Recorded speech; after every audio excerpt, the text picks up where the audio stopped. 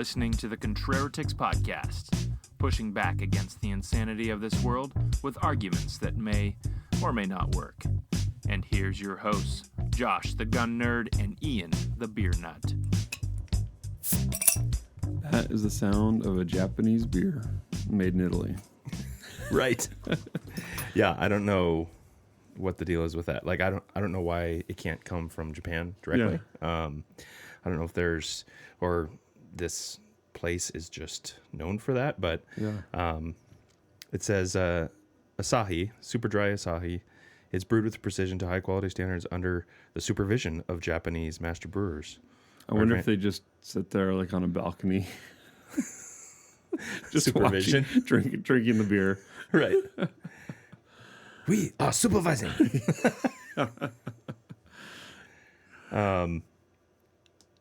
Yeah, I mean it just pours like a really clean, like, yeah, looks crispy lager, or I mean my assumption is that it's a lagered beer. Yeah. But I mean, it smells like, kind of smells like a good Heineken. Yeah. Do they make that yet? Is that a theory? The theory of good Heineken? Right. No, Heineken can be really good when it's almost ice. Mm-hmm. Yeah, I think I heard something one time about how it was basically the flavor changes because it's imported, and it's imported in clear glass, and people that have gone wherever it is brewed, that they don't actually like that taste because they've become accustomed to the whatever skunkiness of the green glass, being imported over that time. So I don't know. I just saw this at a Whole Foods in Bellingham and thought, oh, that looks interesting. Yeah. I think years ago there was the Peking Duck in Snohomish, a very high-end Chinese restaurant by no means. Right. And they had these in the smaller bottles, and I think I tried it back then, but that was really early into my foray into beers. I don't know, this might be like in the other parts of the world, this might be a super common beer. I've just never heard of it, but that Italy Japanese relationship is kind of an interesting one. Not quite at the level of buying a made in China American flag, but and there's absolutely nothing astounding about it. It is very much like Heineken. Like it made me repulsed by the idea of having a ice cream sandwich to go with it. Right. I think we talked about that before. I mean, it has a whole website dedicated to it. Really? I mean, AsahiSuperDry.com. In 1987, Asahi created the world's first super dry beer. I don't know what that means. I don't either. Dry, crisp, with a quick, clean finish, our beer quickly became Japan's number one. So I don't know if they started brewing it in Italy or... Yeah. It is funny. Product of Italy. I mean, we get West Coast beers from the East Coast. I don't know. It's like if somebody in Japan went to a high-end beer store. Yeah. And they're like, "Ooh, Rainier beer. Wow. Yes. Made in Pacific Northwest. Yes. Oh, wow." This must typify all beer from Pacific Northwest. And then they taste it and they're like, Yeah. So special. Yeah. Huh? Wow. I'm glad you got this because now I don't have to try it sometime. Right. It is one of those ones where I do see it frequently, and I've usually stayed away from it because of the larger format bottle. Yeah. Yeah, and it's, I mean, I guess it is super dry in the fact that there's not any lingering sweetness. You know? But it's not crisp in the Pilsner sense. No. It's very much like a lager. This seems like it could have been brewed at Budweiser. No, but they have a picture of this Asian-looking dude staring into a fermenter with he's got a hard hat on and he's got a mask on, so he must be official. Yeah, that tells me like industrial brewing. Right. Yeah. We went on Monday to one of the old local breweries, and they have their original brewery, and then they have like I guess it's their industrial, and it is like, we were noting sitting in there watching it. It looks very industrial. It looks less like they're going to be coming out with some really cool experimental beers that they used to be known for. And there were about 10 guys back there, just all kind of doing their own thing. Zero conversations happening. Yeah, you know, just like they're on a shift in making doodads. Yeah, and you can kind of romanticize craft brewery or craft beer, and and there is a cool grunge part to it when it's on a small format and you're able to mess around with a bunch of things and constantly putting out new ideas and new concepts and messing with that. But on that large scale, just rinse and repeat. It's like, and it's interesting, like when you're small, that there's you don't have the momentum of having to fill a bunch of cans to send out and all that, but also you don't have typically the funds, but you see more experimentation coming from the smaller guys, and the bigger it gets, the funds may be there more so, but the desire to create something new, like they're risk averse at that point. They're like, I don't want to do something new because we'll make however many thousands of gallons of it, and then it doesn't turn out, and we can only sell it at our brewery or whatever. And it's a sad thing. I hate seeing it go that way, but it is the way that it goes. Yeah, and I think actually what you end up getting is a different customer base, because the people that followed you because you were coming out with new stuff, not because they were locked onto one beer. Yeah. I think that goes for a lot of different types of industries, but where when you're at that scale, now you're worried about, okay, how many thousands of gallons of this am I going to brew and it not sell? Yeah, totally. So that you have that issue of going to scale with something. Yep. Which you just can't do with it's a much bigger risk on something like that. Yeah. Which I think is the craft industry is just different now than it was 10, For 15 sure. years ago. Yeah, it'll be interesting what cycles next into that, or when it will cycle back into that. Yeah. Because, I heard for 5 years, people are like, it's the bubble's going to pop, And sure enough, there is decline in the industry. And but I think there's still a space for it. It's just not the Wild West that it used to be. Yep. Those were the days, though. Man, that was fun. Yeah, for sure. Breweries popping up all over the place. I know North Carolina was like that.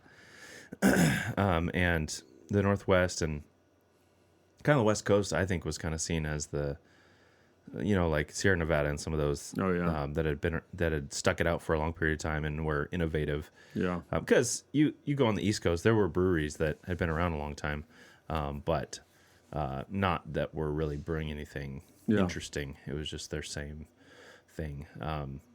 Like even Sam Adams, I think, is an older one. Mm-hmm. And what's the... the one out Yuengling. Yuengling, yeah. I think they're technically the oldest craft brewery in America. Yeah, they are, from what my memory is. What was the one in Delaware? I think it was in Delaware. Gosh, I can't... Here we go. Here we go. We run right into our own trap. Dogfish Head. Dogfish Head, okay. Yep. Yeah, that was one. I don't even hear anything about them anymore. Well, because they sold. Oh, okay. Yeah. Interesting. Who they sell to? Who knows? Huh. Maybe InBev? I don't know. Yeah. Yeah, it doesn't matter. It's all the same.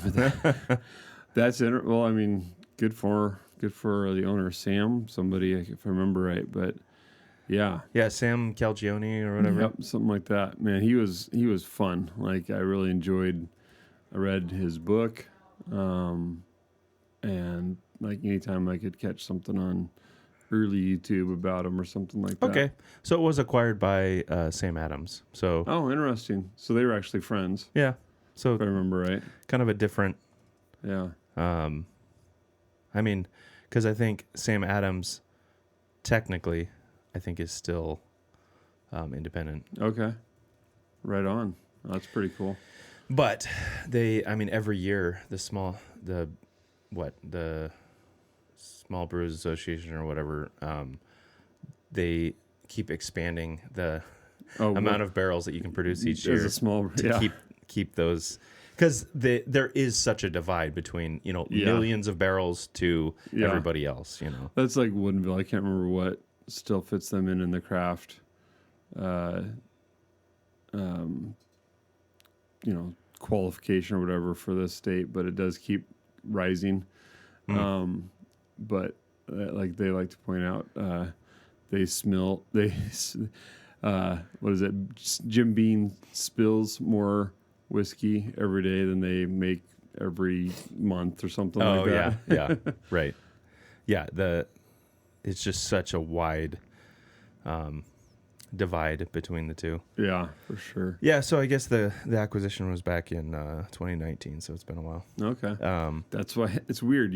I had not thought about them. I have not seen them probably in a couple of years. Yeah. Yeah, every once in a while Hagen will get one of their beers, but it's it's like $15-$16 for a 6-pack, and you're like, yeah, and I know what it is. Like it's the 60-minute or the 90-minute IPA, and I actually really like their pumpkin ale. I don't like a lot of pumpkin ales, but it's like I don't know if I'm that excited about that. Yeah, but yeah, we didn't just get together to talk about beer, but we do typically feature a couple of them on here. Man, there's a lot of things happening these days. There is. What are the things? Trump is destroying the White House. It's tearing it apart. Yep. Yeah. I mean, it's never going to be able to be rebuilt. I don't know if they're going to find the cocaine or not. Yeah. Yep. Man, that would be pretty stinking amazing to be tearing that apart and seeing. I mean, that section of the White House actually isn't, from what I understand, really. I mean, it's like there's a long hallway, maybe with offices that go out to that section of the White House. I've never been there. I don't know. I'm just looking at some maps of it. Yeah. And it looks like from the illustration I saw that it's like the final product's gonna be like 4 times the size of the White House. Oh wow. It's huge. But I literally heard about it yesterday. So yeah. I mean, people are freaking out about it. So and privately funded, how dare they? Yeah. Like, I saw one guy saying that, it's privately funded, so there's less transparency. And I'm like, is that, transparency about what? Like, what they're actually building? Or, it's a talking point. Yeah. He doesn't know what he's saying. Like, I just realized that this color kind of reminds me of, like, if you haven't been drinking enough water. I was going to say, it reminds me of trucker bombs is what it reminds me of. And your urine takes on that dark yellow color. Yeah. And I'm actually surprised that I poured a little bit more, because it's, I didn't think there was that much left in there. But I think I'd rather muscle through a really sour than this. Yeah. This is one that, it would be interesting. We should do this sometime. Like, this and Budweiser and like maybe some higher end beers of the same order, and just do a blind test. The champagne of beers. Yeah, some Stella Artois. And let's just see if there's any difference. Because this. Yeah, you could have put any label on this. Yeah, but they're really proud of their super dry. I like how so it says super dry, but dry is in quotations. Like, as though, I guess saying that you can't have a dry beer because it's wet. I don't know. Yeah. Yeah, I don't know what that means. Maybe it's a Japanese head nod. You know, like. Yeah, this is dry in some categories. Yeah. But yeah, of course there's the standard liberal outrage over anything that Trump does, which just kind of gets exhausting. And I mean, they're legacying themselves. You know, when you talk about legacy media, Yeah. you know, like they're just, I don't know. In my mind, they're just nobody's ruining yelling. themselves irrelevant. Nobody's listening because they yell so much. Right. Yeah, it's like the dad that won't just stop yelling, and the kid eventually has no reaction because he's like, whatever. Okay. Yeah.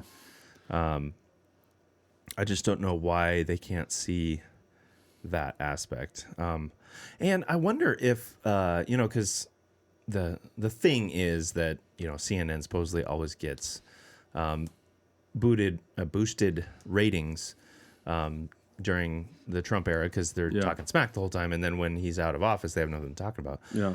But I wonder if they're actually getting boosted ratings this time around. Yeah, it doesn't seem right. Man, it's crazy. Just the general, whether it's entertainment, media, or whatever, just the ratings that they are getting it's tanking all over the place. Legacy media, talk shows at night, all that kind of stuff just seems like nobody's paying attention anymore. Kind of going with what we're saying. They scream and yell and lie so much that they're just not getting any attention. Yeah, and even we brought up a couple weeks ago or maybe last week about the Trump bringing independent journalists to the White House and giving them airtime, which I think is good. Because you're just kind of sick of hearing from these talking heads at these big media places that you're like, do you even know what you're talking about? Was this just emailed from your department head or something? Yeah, it is interesting if you know anything about a particular subject and then they bring somebody in and you're like, okay, so they're providing like the encyclopedia version of whatever this is, but you can tell they don't have any hands-on experience, and you're like, they're the pro you called, huh? Okay, right. I was just curious. What were you gonna say? Well, I was wondering what your thoughts were on the. Did we talk about it last time? I can't remember if it came up since last time or if it's this week, but I can't answer till you tell me what it is. Yeah, I'm going to just keep you guessing. What was it? Hexeth, excuse me, requiring media to sign saying they're not going to leak anything, or what was the other thing? I don't think we talked about it, but I did see something on that. Yeah, and because that's a lot of screeching that's going on. I was with like, that I don't know. That seems pretty reasonable. Yeah. It was. I think they're not allowed to give out the names of dead soldiers before the families are notified. What? They're not allowed to leak information. They're not allowed to. There was like 2 or 3 points. I can't remember what they were. No, we hadn't talked about that, but I was curious if Babylon Bee had posted anything about the Trump renovation to the White House, and there's a couple, but Trump completes renovations to White House throne room. Throne room? Is that what they're calling it?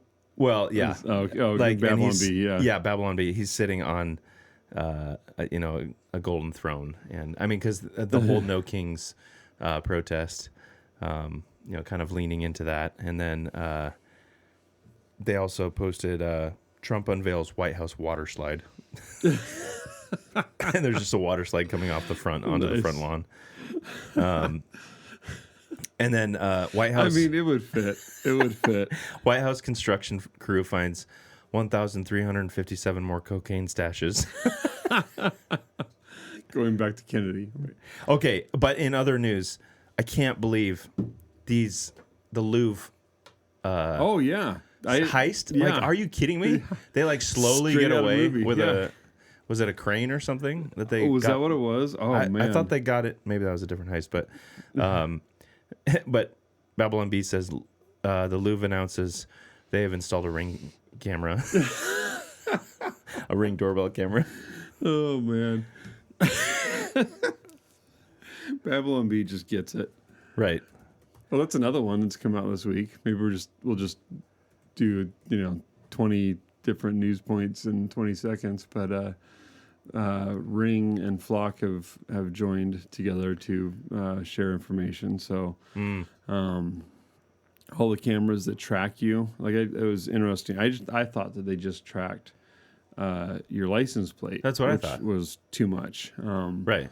But they also have defining characteristics. So if you have like a roof rack or I'm guessing stickers or whatever, they can actually track that even if they're not able to get the license plate.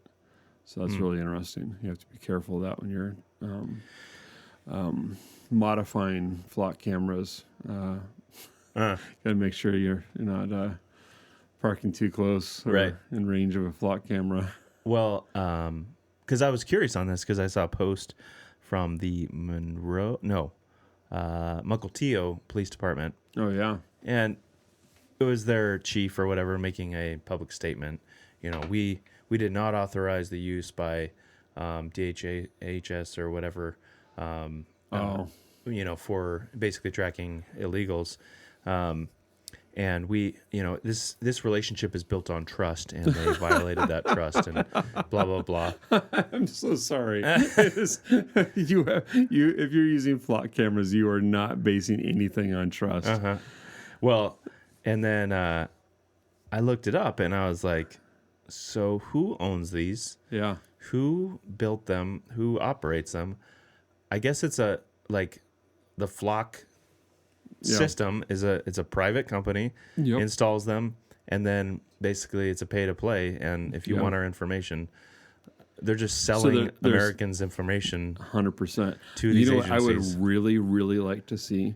I would like to see somebody use flock cameras to track the owner of Flock and just keep an update on where he's at all times. Right. And maybe, you know, we can watch his Ring cameras and that would just be a live stream of where he's at constantly. Yeah. I'd enjoy that. That'd be a lot of fun. It's like tracking Taylor Swift's airplane. I mean, that wouldn't be as much fun. But Well, there's Twitter pages devoted to tracking people's airplanes. yeah. Yeah, but I mean, like, how about we push back on that? How about we have some Robin Hood that knows how to use anything beyond a cell phone or a laptop like me? You know, I know. I look do at the these Lord's guys with all work. this equipment and like the stuff that, I mean, you listen to that one dude that helps track down like predators online that's been on Sean Ryan's show, and I think he's been on Rogan too. But he's like, you can, if you have a smart, you know, water heater, you know, anything smart, quote unquote, in your house, they can hack into your system, and they can, like, the crazy stuff that you can do. So the new smart like PUD just went and installed all the smart meters. Okay. They can basically see what you do all day long because everything in your house kind of has they can understand, like, okay, this much electricity is getting used, so it's a microwave, you know, or it's you know, a water heater. So they can see, like, what time you get up in the day. This is just by checking your meter. And this isn't just like benign technology. Like, this is actually you can go into certain, you know, cities and see, like in San Francisco, law enforcement has asked something like 350 or 400 times in the last year. Oh yeah. Information on what people are doing in their house. And so that way they can see, they get up at this time every morning. Oh, now the water heater's turned on, so they're taking a shower, you know, it's because it's on this long. Okay, now they're doing the laundry. Now they're using the toaster. Now, you know, they're watching TV. They can know everything about what you're doing. And it's, you know, I've, you know me, I've long had a desire to get more and more off the grid. Yeah. And this is just like, you know, they put one of those on just a couple months ago on our place. And it's like, I've been wanting to get like a backup battery system that we can actually run most of the time. And then only get on grid occasionally or not at all. And this is just one more reason to... Well, you would need access to solar for... Well, or I could run propane generator for several hours. Oh yeah, propane. I thought you said battery, but yeah. Yeah, well, no, run battery full time, and then recharge the system via a propane generator. Sure. Take half a day or whatever it would be. So yeah, but because I'm also whatever it is, confused, technology confused. Right. I was using Grok to estimate how much of a generator system I would need or a battery backup. But like, yeah, that is like, or even having this is one they've used for a long time is using your Wi-Fi to find out where you're at in your house. Yeah. So that, the Wi-Fi signal's going through there, and they can actually use that to identify which room you're in your house and what part of the room. It is crazy how they can isolate frequencies and things like that to to track movements and things like that. I generally just with the Patriot Act and things like that, I just assume that the government's tracking me, and that as much as I can prohibit that or interrupt that, that's great. But I don't have this illusion of privacy that I'm just like, what? Yeah, you have been searching through people's financial records. It's like shocking. But it is. I am encouraged when I look at Britain, and I'm like, well, I'm glad we're not there yet. Yeah. Where people are shooting down or disabling these cameras on different. I think we should be. Well, right, but they have an intense, very sophisticated network of. I think way beyond what we have currently. Yeah. What is it? The M5 or whatever the main freeway is through there. They will charge you for traveling different times of the day. Right. There's all these different taxes. types of vehicle. Yeah. So there's guys always screwing up the flock cameras, and I'm glad that there's still a handful of those people still left in that neutered country. Yeah. That's so good to see. Yeah. that. Even some of the stories we brought up recently, where the rapist getting less time than the people trying to stop the rapist or whatever they did.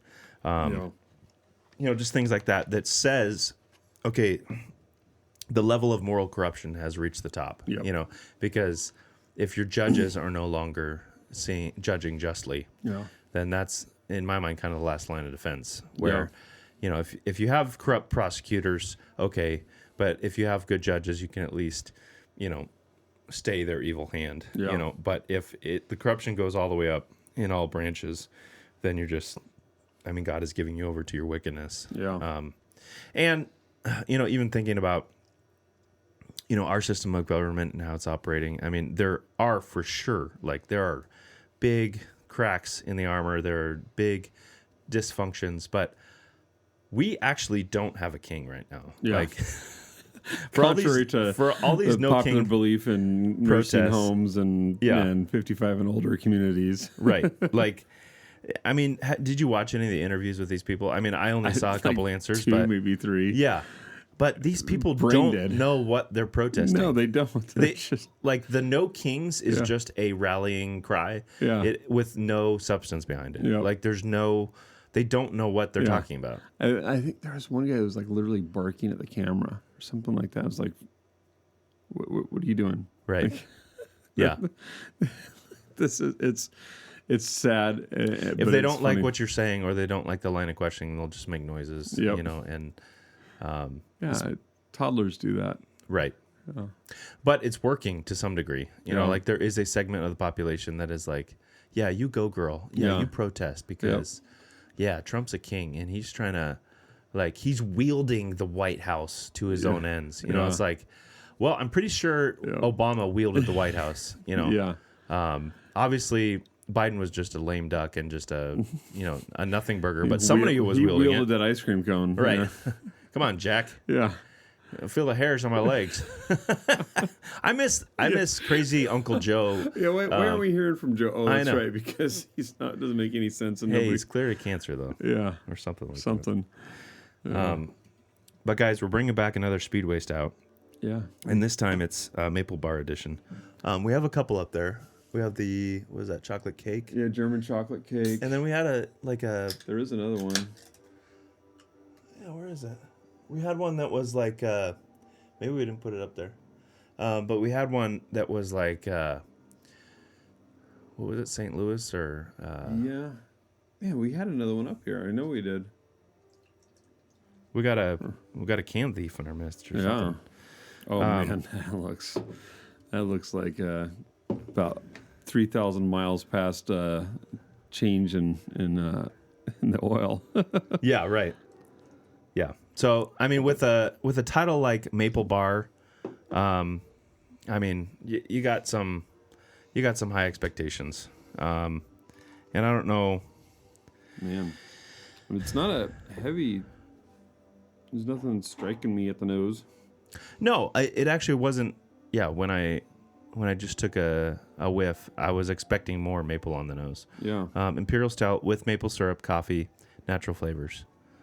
And that's kind of their thing. I mean, Speedway Stout has been their flagship stout. Yeah. And so now they're doing, like this says, small batch Alesmith.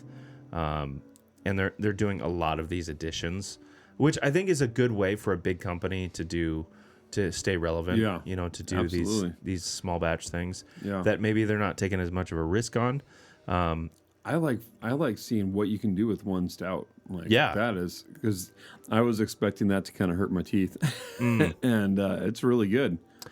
Yeah, this is this is just general notes on.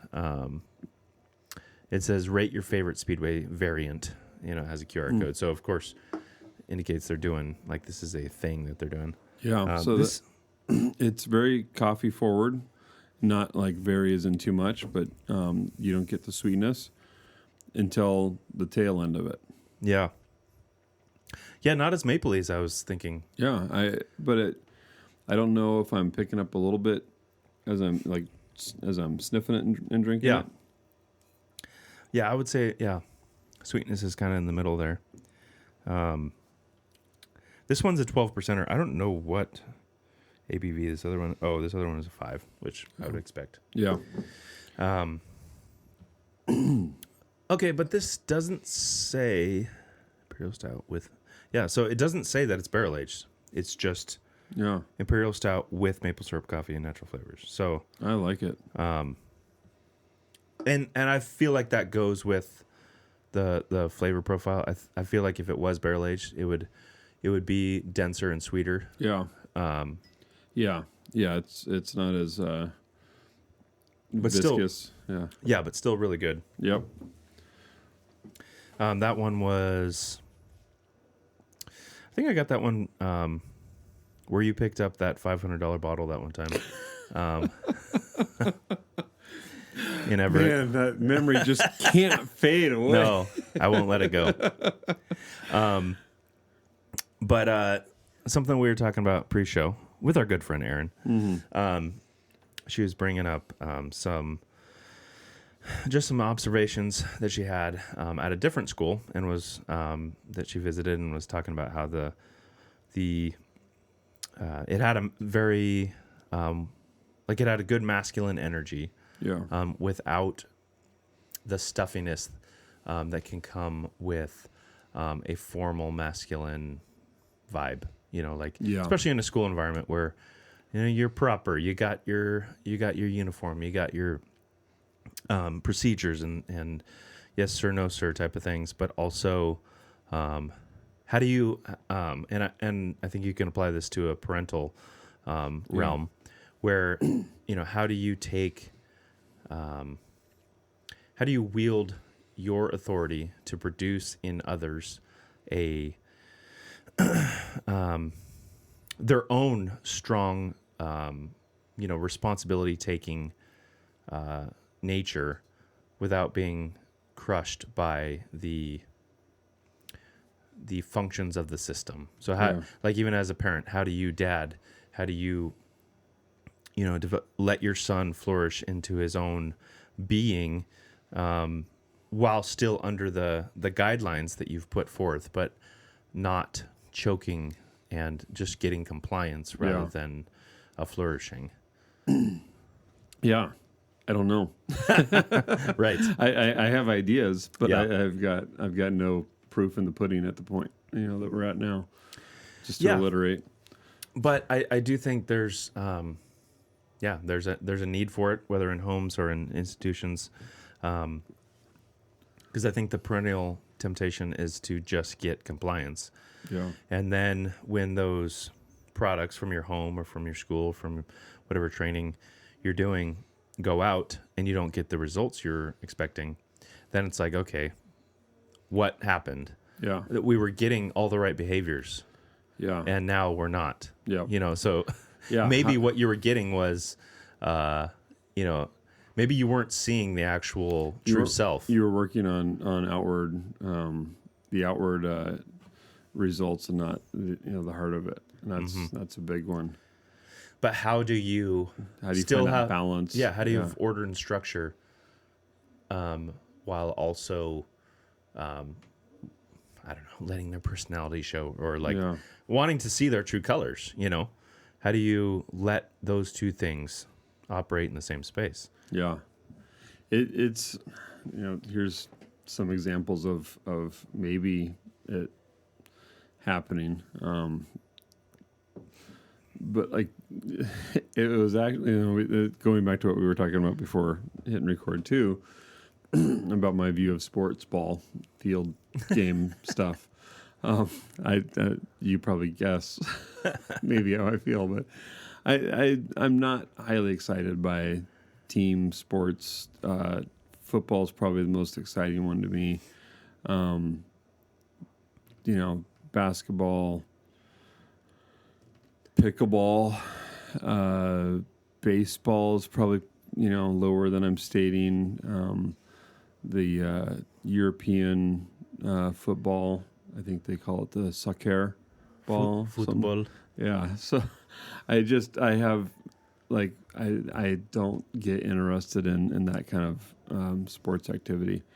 Now, as it relates to our school, I get really pumped when we win things, or just doing stuff. I can't remember if it was, I think it was Dave was just showing me pictures of a run they did recently that I don't know enough about him to know what he was talking about, but it was like an invitational maybe or something like that.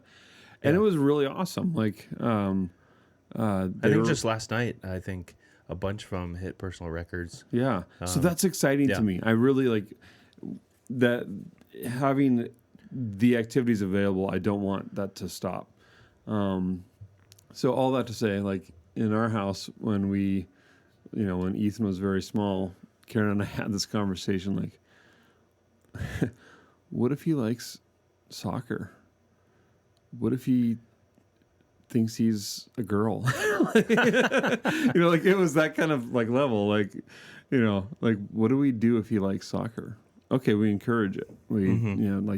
And so we have encouraged him actually to play, when they've done little, I think one of the school moms was doing some soccer clinics and stuff like that. And we were like, hey, yeah, go do it. And he did it and didn't like it. But we were trying to get him to like things that maybe we wouldn't like. Right now he is gotten all in on guns, and he's building an AR and with parts that I already have. Got to tell my ATF agent that. But he's gotten into that. But that's 14 years in that he's known that I've had firearms, right? But he hasn't been interested until the last 6 months. Yeah, because times I was always surprised. You want to shoot this? Yeah. It's he's like, nah, I'm good. Yeah. I've seen them all. I don't care. Right. And you can't make somebody care. Yeah. He came out for one of our training days and was like, on the way home, Dad, can I build a gun? How does that work? Can I do this? And I was like, yeah, we can totally do that. But so it's not like we're so against all the field activities that we are trying to influence our kids away from it. I want them to have their own likes. And so seeing how, he has kind of worked his way through some interest in different things like that. We're trying to, I guess, get them in general to appreciate things that we might not appreciate as, you know, the mom and dad. Yeah. So building up some sturdiness there, that kind of stuff. But I could get way down into that rabbit hole. That I think we should talk about sometime, but not this time. Yeah. Yeah. Well, I think, my general philosophy is that I want, I guess I dish it out, and I'm also, okay taking it from the students or from my kids without getting super worked up. You know, if I all of a sudden sense that, okay, the tone just shifted and now they're just being disrespectful, that's different. And, you know, I won't immediately beat them into the ground for it, but I'm like, hey, you can't talk to me like that. Yeah. But I will allow some, you know, I guess playful banter or whatever, where it's like some jabbing, some, especially, you know, in the developmental stages where they're figuring out, I mean, even the grammar, logic, rhetoric stages that we have in classical Christian education, where it's designed to meet the development of the student where they're at, you know, and letting some of that work out, where it's not so much just the answers that they give. They might know the right answer, but how do they feel about it? Or do they actually believe it? Do they think Are you just giving me the answer that you know you're supposed to tell me, or, you know, do you have other thoughts on it? Right. Because we can raise really good atheists by just forcing them to memorize all the answers. Yeah. So how do you get that environment where, like, let's just take the home where, I mean, we both have young sons where we're trying to encourage responsibility taking and ownership of their own. I mean, where they're at in school, you know, just taking ownership of their homework and also managing other activities and things. Yeah. How do you let them spread their wings, Josh, while also requiring that they submit to something? You know, submitting. It's like defiance and obedience. You know, I think we are in the middle of it, and it's hard to see either end. So it means we're going to screw it up, probably right now, you know, and learning to be quick to change when we need to be repentant and say, hey guys, you know, I feel like I was pushing a direction for us that turns out is not the right one, or hey, I was trying to parent in such and such a way, and I'm seeing that it's not providing the outcome that we want.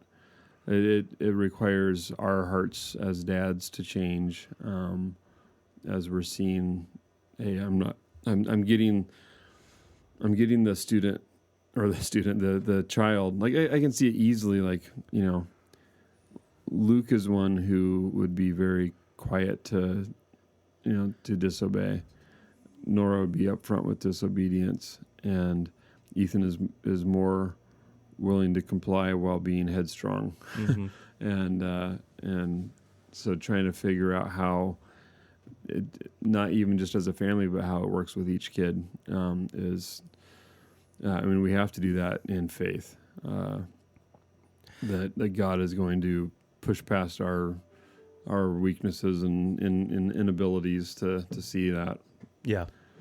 Yeah. And I think, like, as I'm thinking about how to suss that out of somebody, because essentially what we're talking about are the intangibles, the untraceables, the things that they're thinking, but maybe they won't say, or they'll say they're friends, but maybe you don't hear it. Maybe they say it, as an aside, but they're not saying it outright. Yeah. How do you get that out of them? I think follow-up questions and curiosity go a long way, you know, in terms of like, hey, what was that? What? Yeah, I saw the way you looked at me. And they'll be like, what? I didn't have any look. I didn't have a thing. Yeah. And you're like, no, but like I've made that look. right. Yeah, you learned that from me. Yeah. Yeah. Your genetics allow your face to act the same way that my face acts. Right. Right. And then I've found where if you ask enough questions, they're like, well, he always gets the front seat, or like they always sit there, or they always, man, a lot of talk about where people sit, like It is, whether it's the couch or the car or wherever is just like, it is a real point of conflict for young people. It's just like, how dare they? So true. They sit there every time. And I'm like, okay. Yeah, well, I sit here every time. Right. Like, it really, I think it's like one of the earliest forms of like ranking. Yeah. Where it's like, I'm always at the back. It's like, okay, but you get there at the same time. I peed there first. Yeah. I licked it. I licked that cake. It's mine. Yeah, or shower order. No, I want to take a shower. Well, I said I was going to take a shower first. You're like, okay. Yesterday. Right. So, I mean, I think asking more questions, even just, not just the answers that you get, but showing them that you care about their answers and you're not just looking for the right answer. Yeah. Because sometimes they will give the answer that I want to hear, and I'm like, why? Yeah. Why do you say that? Why do you think that? I'm not just looking for the right answer. Because if it's the right answer, but you don't believe it, then who cares? Yeah. Yep.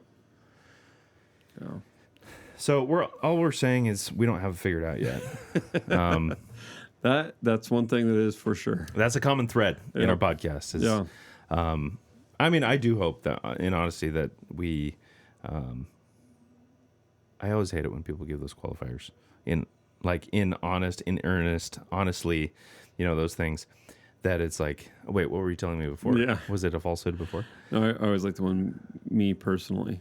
Okay, all you have to say is my opinion. It's not me personally. Like, yeah, me, or it's like they're saying me personally, but it's like God's view of something. Yeah, it's like actually God says that that murder's evil, but me personally, I wouldn't kill somebody over a maple bar. But anyway, I do hope it's a common thread that. We do want to express humility in regards to these things, and hoping that God is growing us through these circumstances, through conversation, and we do want to wield the defiance and obedience spectrum wisely, and raise kids that can do that as well. And we've been doing this 7 years, 8 years. 7 or 8 years from now, we'll at least have proof that anything that we're saying may or may not be working. Right. Yeah. Yeah. I mean, that was even my playful intro, to the podcast every time is, arguments that may or may not work. Cause, I want to be able to be proven wrong, when I'm wrong. And, also praying that at least more than not that at least the principles that undergird them are in the right direction. Yep. All right. Well, there's a lot ahead of us. Just in terms of this year, Thanksgiving's creeping up on us. Yeah. Josh and I turn another year older this coming week. When this comes out, it will be the week before, but there's and then Christmas is right on the heels of that. This school year has gone by so fast already. Yeah. I mean, it's crazy. And just looking at, up until Christmas, it's like, wow. I mean, and then once you hit January, then the rest of the year just, it's warp speed. By. Yeah. Yep.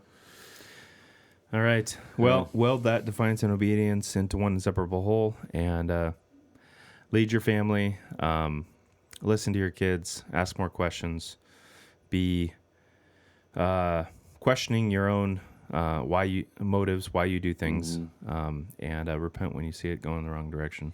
And go to church. Get to church. Masculine singing. That's what we need. Go argue about where your seat is in church. I was sitting there first. Get there.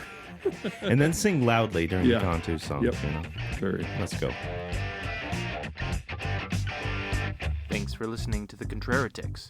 Tune in next time for another dose of guns, beer, and contrarianism.